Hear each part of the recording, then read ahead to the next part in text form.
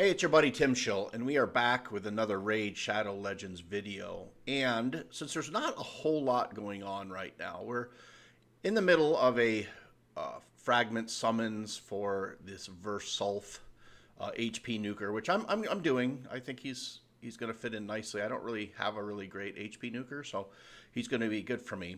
But other than that, not a lot going on. I understand there's a speed run coming up for speed gear, so that's going to be good.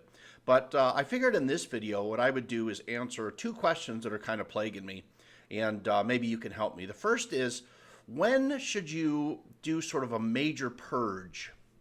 As you know, characters, as they grow up in the game, end up with older gear or gear that may not be necessary for them.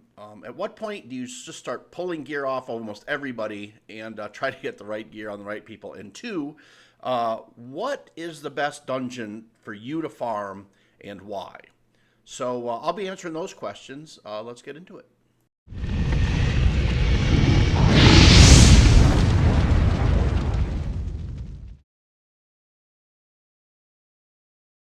Okay, so let's talk about gear purges, or maybe corrections would be a better word. I'm not sure what the right terminology should be, but I came across this while I was gearing out on just a random sacred shard pull. I pulled one of my top five wanted champions. I pulled Biggin this weekend, which was awesome. I was super excited, and I went to gear him out and was gearing him out, and I did okay. I got him in some decent gear, but what I noticed is, and I use the Hell Hades artifact finder. If you guys don't, you should. It's awesome. I bought the legendary package because I want to support great content like that. So I'm seeing great things coming up. But what I noticed is, while it was putting like good stuff on him, right, speed and crit rates and crit damage and things, it came across this chest, right, and it put it on him because it had good crit rate and good speed probably, and an attack percentage, right, and he's an attack based champion. But a 60% chest, it seems like there'd be a better champion for that to go on. And I bet I have a lot of champions like that, where they have one or two pieces that would probably fit a lot better, maybe with a Vizix, right, who does all her damage based on defense. Or does Coronar? I'm not sure if Coronar's attack. No, he's what, HP? Yeah, HP. Who else is a good defense? Solus might be a good defense. He's apparently the best defensive nuker in the game, or close to it. So I'm wondering, gosh, would it make sense? If I went through, and I did this with my Trunda as well, and my Trunda's doing okay, so she wasn't super. I wasn't all that inclined to rebuild her, because she's doing okay. I mean, I'd like to get her in a Savage set, and I could probably do it, but I give up some stats, and I'm not really willing to do that. So so I'm thinking about possibly just making a tier list, ungearing a bunch of different champions, and building from the ground up again. Just because I feel like as time goes by, some of these champions got built a long time ago, and have I gotten better gear that's just gone to somebody else just because I haven't really looked at them? It's like, look at some of my older champions that I still use. Maybe my old Bad L. I think I rebuilt him recently, so I think he's still doing pretty good.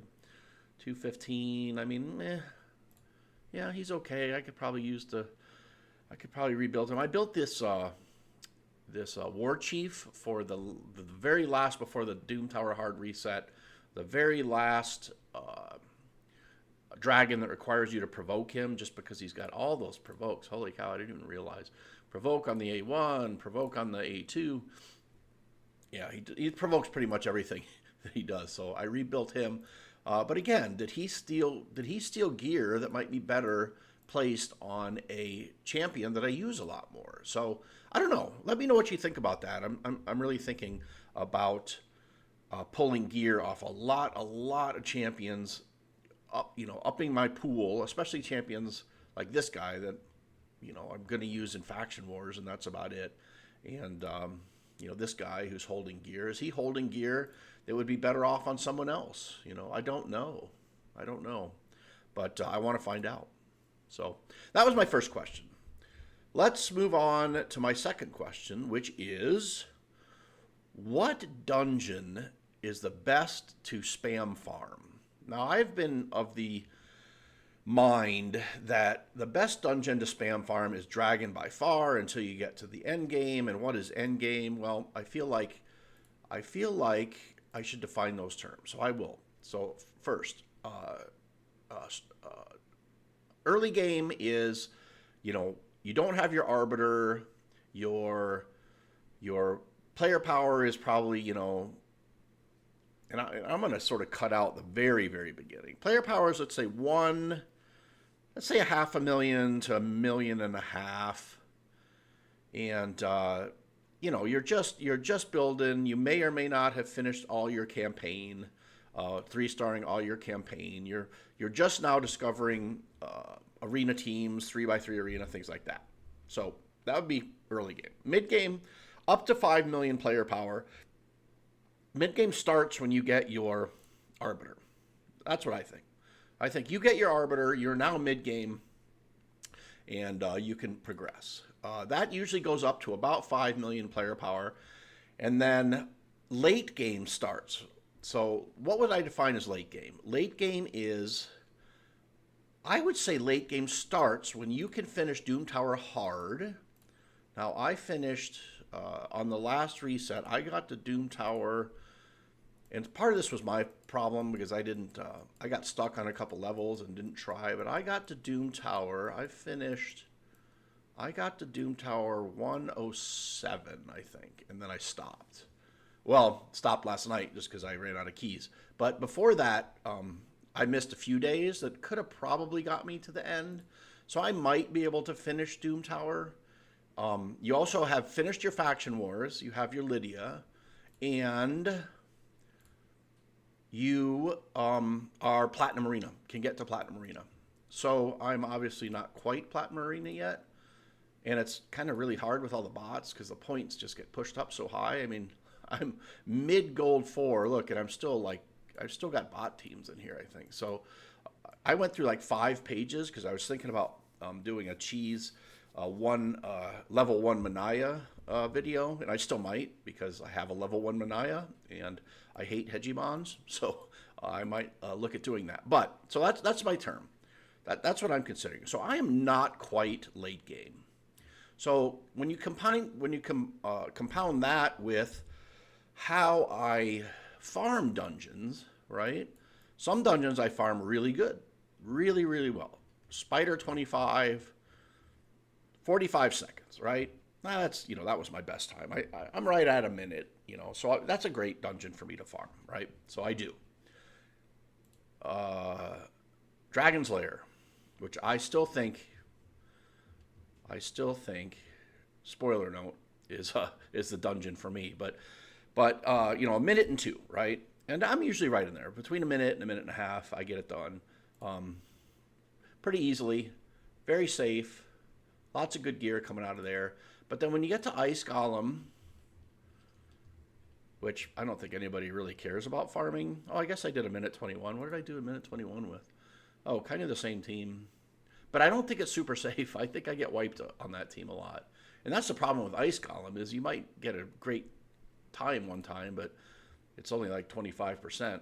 And then Fire Knight, which is what I really want to farm. And I got in a very nice conversation with a subscriber who said, man, you got to farm Fire Knight and you need the Savage gear. And I agree, but I can't really get better than this team at about 3.5 minutes, which was my best time. I'm closer to 5 minutes.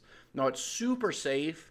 I'll just start running it. We don't have to finish it, but I'll start running it. It's super safe, but the payback just isn't there. And honestly, I don't feel like I'm late game yet. I still feel like I could very much benefit from all of these sets. Well, the major sets that the dragon dungeon has right now, which is speed, accuracy, and yeah, those are the two big ones. My arbiter's not quite as fast as I want her yet in the arena, so I could use that speed to get me to 4, to get me to platinum, and then I think all of that really nice accuracy and speed to get me to the end of Doom Tower, which are kind of my last two constraints to call myself, I think, truly endgame, are right there. So that's my idea. I think. Let me know if you agree or disagree, or you think that maybe I'm being too hard on the account. I don't think so. I think I'm pretty pragmatic when it comes to the gameplay here. Now, what I did here is I didn't let I had to rebuild my allure to get her going as fast as I possibly can. She's at like 253, I think, but she's benefiting from Cardial's 19% speed lead, and that's it. I guess I had her with Lydia for a while, and Lydia does a speed boost as well. So she's running, closer to 280, I guess. Maybe not quite 282. Well, she's like 253, yeah, so 275.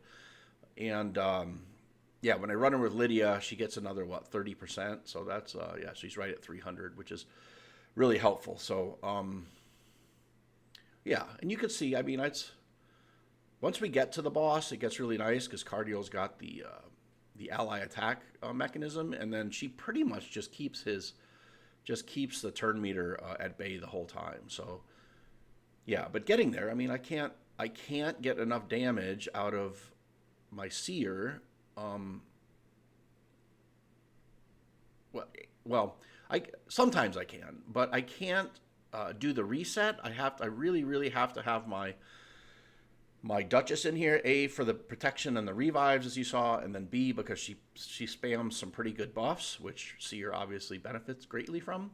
So yeah, so I can't get to the point where I've seen other people do the Kymar reset deal, which is great, right? So there's the allied attack, which knocks back his turn meter, and all she's doing is A1.